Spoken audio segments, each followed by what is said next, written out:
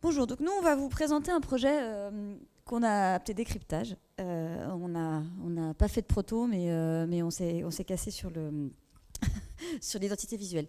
Je vais vous parler de Chloé.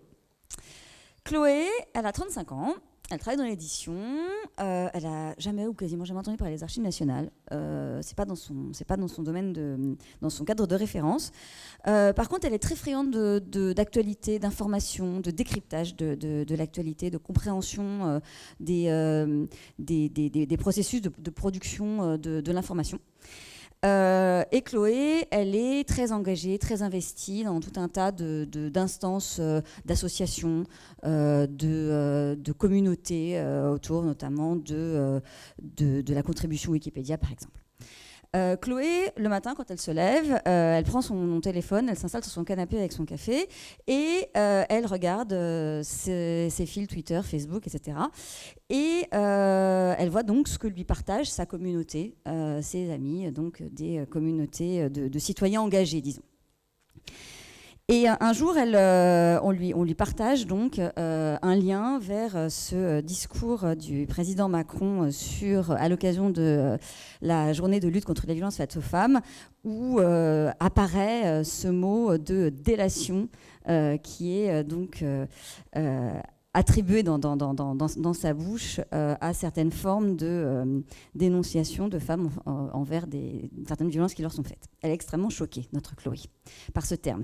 Et elle se demande à quel point cette formulation est courante dans les discours politiques français. Et elle serait intéressée de voir quel est l'historique de l'apparition de ce terme qui, pour elle, lui fait penser très fortement à un point Godwin, mais dont elle se demande si par hasard il n'aurait pas finalement une sorte de tradition historique. Donc elle continue la vérification de son profil, de son mur Facebook du jour, et là il y a un de ses amis qui lui partage une data visualisation où l'on voit les occurrences du terme délation dans un ensemble de corpus de discours politiques, mais également d'autres documents administratifs depuis la Seconde Guerre mondiale. Et elle trouve ça extrêmement intéressant, ça correspond exactement à la question qu'elle se posait, qui lui permet de comprendre, d'intégrer donc cette remarque historique, enfin cette découverte qu'elle avait faite de ce discours dans une perspective historique. Voilà. Donc elle clique sur cette data visualisation qui l'envoie vers une page des Archives nationales. Elle n'a pas vraiment conscience en fait d'être sur le site des Archives nationales à ce moment-là, mais en tout cas elle est sur une page où elle va trouver dans un espace sur la gauche de son écran une liste de corpus analysés. Au centre, une data visualisation donc, qui lui présente les occurrences d'un terme recherché.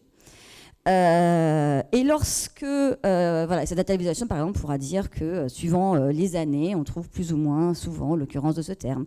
Ça peut être une data visualisation non chronologique, comme je dis, ça peut être une data visualisation thématique, les co-occurrences, par exemple, de ce terme avec les termes les plus proches qui sont utilisés conjointement.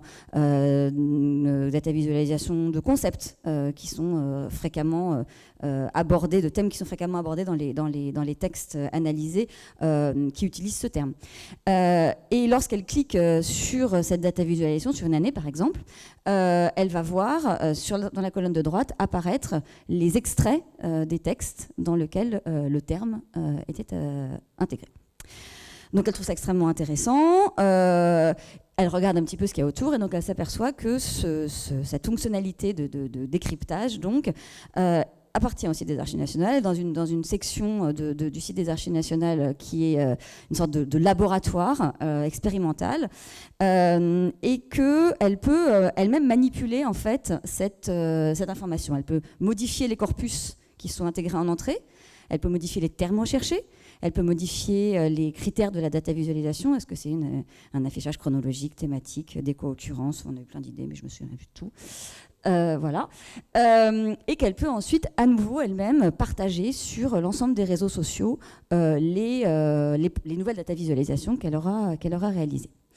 Alors, tout ça, c'est un peu l'objectif à terme, c'est la petite licorne dont on rêve, dont on a rêvé pendant toute la journée avec notre équipe. Mais ça pose énormément de problèmes en termes de constitution et de sélection des corpus, puisqu'il faut du corpus textuel, ossérisé, ou des corpus nativement numériques librement communicables. Donc c'est forcément un effort important en termes de constitution des corpus. Ça nécessite également un gros effort en termes de partenariat, puisque le public visé est par définition des gens qui ne connaissent pas, qui n'ont pas forcément l'idée d'accéder aux collections au fond des Archives nationales. Donc on voit qu'il y aura une activité de médiation extrêmement importante, de partenariat notamment avec des sites comme les décodeurs ou Regard Citoyen, enfin voilà, donc des endroits où les gens vont chercher ce genre d'informations-là, mais que via cette médiation-là, on peut vraiment pousser en fait, sous le regard de ce décryptage de l'actualité, des contenus qui mettent en perspective historique les différents événements et la vie politique en fait française contemporaine.